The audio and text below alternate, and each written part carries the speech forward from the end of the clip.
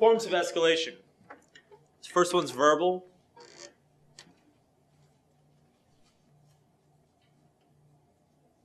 Second one's physical. Third one is emotional. And generally speaking,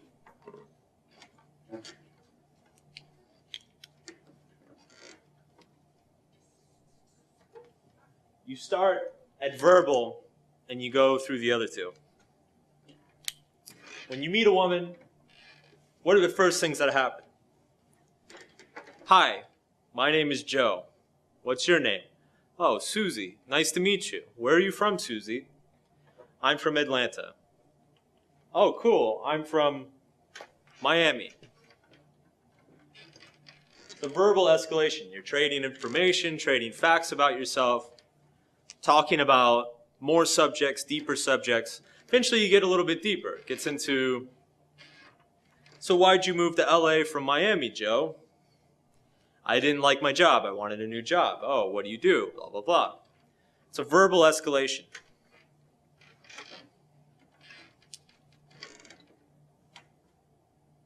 What the mistake most guys make is they assume or they let the verbal escalation immediately become an emotional escalation. They think, gee whiz, we talked about where I'm from and my job. We must really like each other.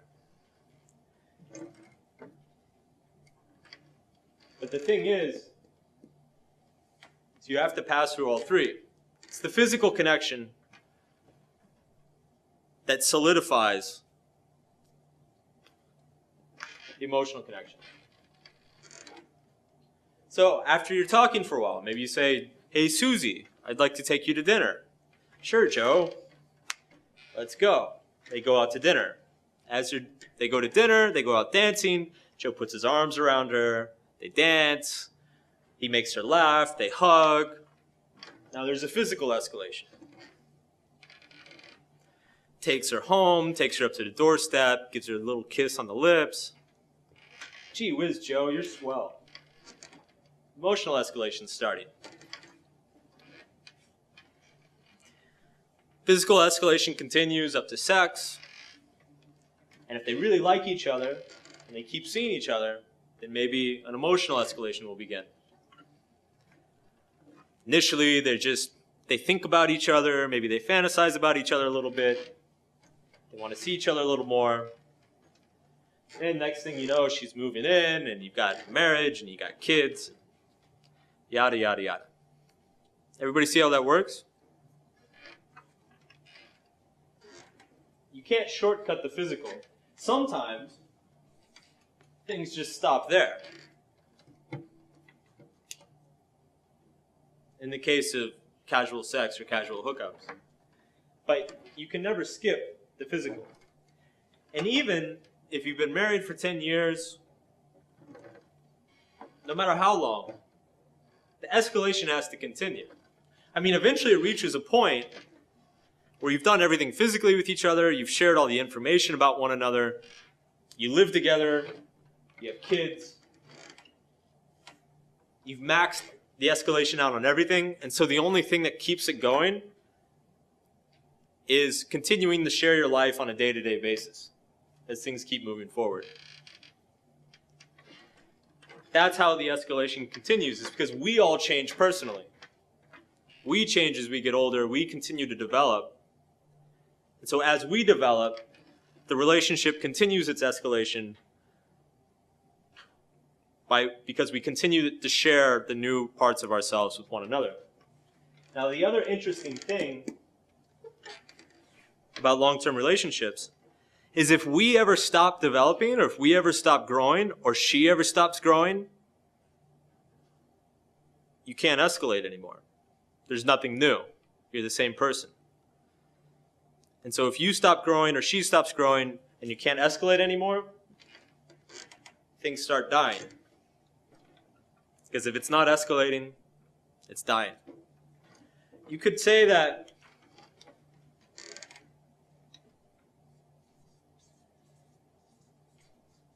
romance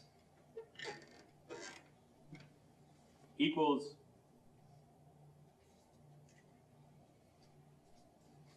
uncertainty plus emotional escalation.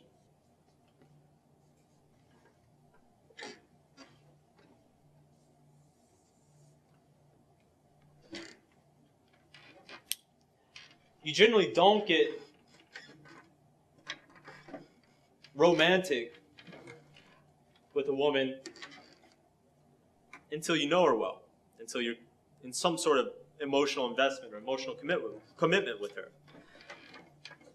And romance is designed to inject unpredictability, sexual tension, sexual arousal into a relationship. This is why surprising a girlfriend with a gift, taking her to her favorite restaurant without her knowing, these all create arousal.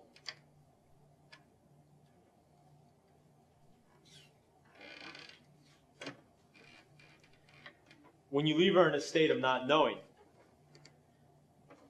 One thing, I'm in a relationship right now, and my girlfriend's birthday is in a few weeks. And about 3 months ago, I told her, I said, I'm going to take you to a nice place for your birthday. I'm going to take you on a trip for your birthday. And she said, ooh, where? And I said, not going to tell you. And drove her crazy. She went crazy. Every single week she goes crazy. I told her, I said, you'll find out when we go to the airport, the morning of your birthday. And since then, it just drives her crazy. And if I'm hanging out with her and something gets stale or boring, I just remind her of her birthday. She gets excited again. She gets turned on again. In terms of going back to just meeting women, picking up women, you can inject that uncertainty through teasing and jokes. You know, a lot of the pickup tactics, I mean, this is what they're designed to do. You smile at her, you say something nice, and then you push her away and you say, oh, we would never work together. You compliment her and then you tease her. You make her feel good and then you make fun of her. This is also why aggression works. You just grab her and take her outside and start kissing her. It's unpredictable, it's spontaneous. It's arousing.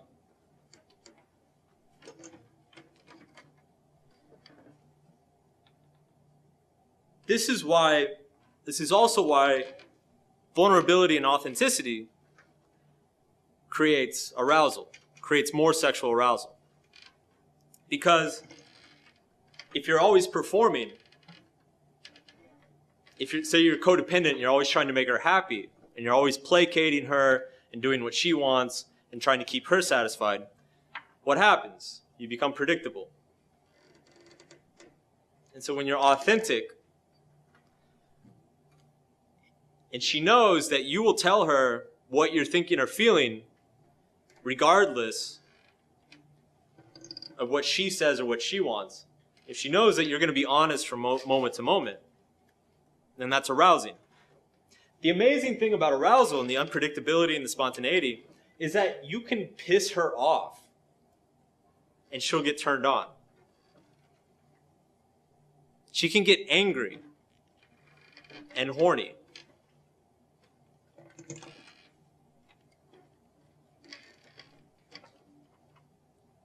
That's why makeup sex is so good.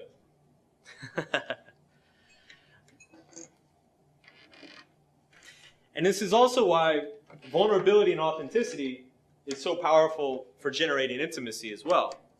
Because the more you do this, the more credible and powerful this becomes. Let's say you're honest and open and you say something that pisses her off, but then it kind of turns her on, and then you have this crazy sex, and then you leave. And then you come back the next day and you're like, you know what?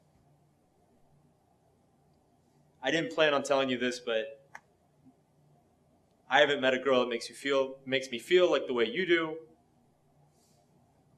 I'm really grateful for the time that we spend together. I hope we can continue seeing each other. Bam, this is like 10 times more powerful. Because she's seen that you're capable of this, this becomes more powerful, more credible. Oops.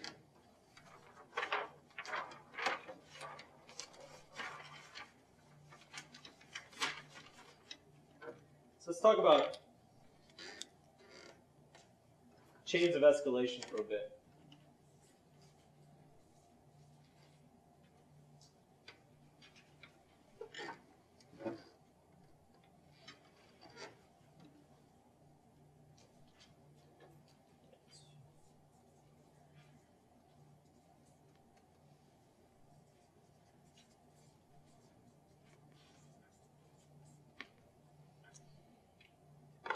So verbal escalation is what? Starts with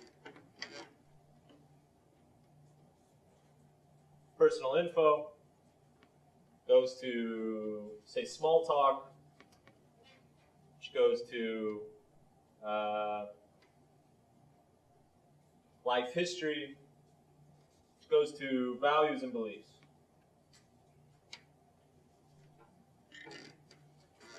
Physical escalation. Starts with casual touch, goes to, say, kissing, which goes to foreplay, which goes to sex.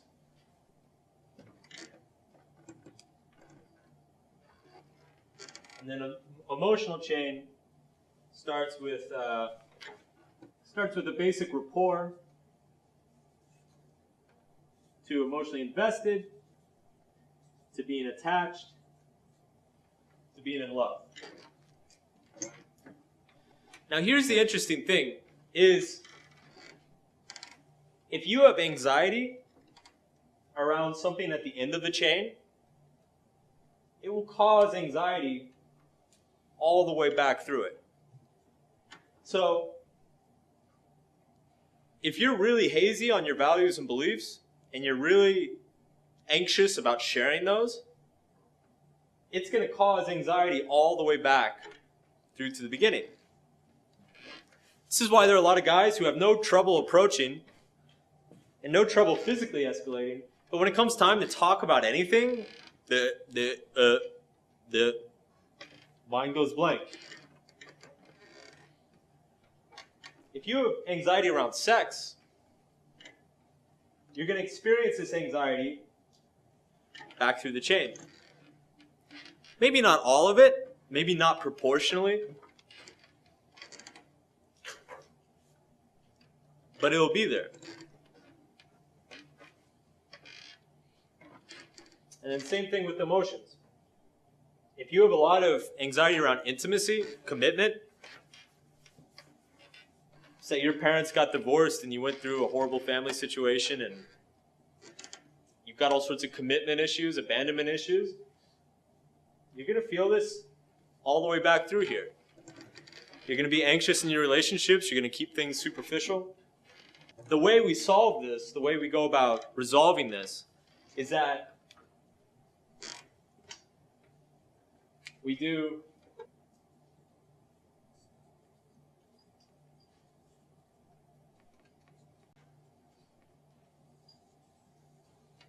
progressive desensitization. It's what I talked about yesterday with the vulnerability stuff, is you chunk behaviors down into simpler and smaller behaviors, and you attack them one at a time.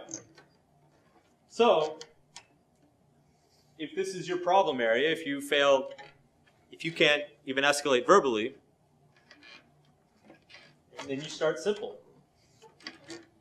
Start by tackling some of the simple verbal exchanges, simple verbal escalations. Start with personal info, which pretty much everybody should be able to do. Just try small talk. Set that as your bar. Set that as your success. Because a problem with a lot of guys is they think, oh, I've got to be this swinging dick badass who can do all this shit at the drop of a hat without even trying, without even thinking. And that's just unreasonable. That's just not realistic. So start simple. Say, you know what? My goal is to just have a basic casual conversation for 5 minutes about really basic superficial stuff. Where I'm from, where she's from, what I do for work, etc. Because if you can't do that, then you're not ever going to have these like huge life-changing conversations. It's just not going to happen. So start simple and work your way up the chain. Same thing with the physical thing. Start with casual touch. Start with a hug. Start with a kiss on the cheek. Slowly move up. I wish I could say that this approach to this is revolutionary, but it's actually it's based on something called cognitive behavioral therapy. It's been around for like 60 years. When you're anxious about something, you chunk it down into smaller, more manageable actions and behaviors, and you slowly work through them one by one. Not only does it make the individual behaviors much easier, not only does it lower the anxiety, but as you accomplish each one, it builds self-esteem, it builds confidence. It lowers your inferiority gap, sorry. And yeah, it's a long-term process. You know, Rome wasn't built in a day. Casanova wasn't built in a day. Put it that way. And this is actually, I mean, in my opinion, in all my years of experience, this is by far, I mean, I wouldn't even say by far, it's almost the only reliable long-term method of going about these behaviors. I mean, I could sit here and I could give you lines. I could sit here and be like, touch here, talk to her like this, sit like this, whatever. That stuff's not going to matter. You know, everything that we've talked about this weekend is based on the idea that your mindsets and your beliefs create your behaviors. Her perception of you is going to be based on your perception of yourself. And so you need to find your own way to go through these steps, to go up these chains. Because what works for me, or what I like to do, or what's an authentic expression of myself and my identity, is probably not the same for you. My values and needs aren't the same as yours. And so you just take it one by one. I've actually built 3 online courses on my website to handle these. And they're interactive courses, and they break these processes down into 20 different chunks each. And guys go out and do them one at a time. It's the best, it's the only long-term solution in my opinion. So, yesterday at the beginning of the day, one of the first things we started with is I had you guys write down one of the areas that you're anxious about around women. One of your big anxieties with women. So what I want you to do now is take that anxiety, take wherever you are here, and write down ways you could chunk it down that fits your lifestyle, that fits your schedule and what you're doing. Write down actions, chunks of actions that you can take to go against your anxiety.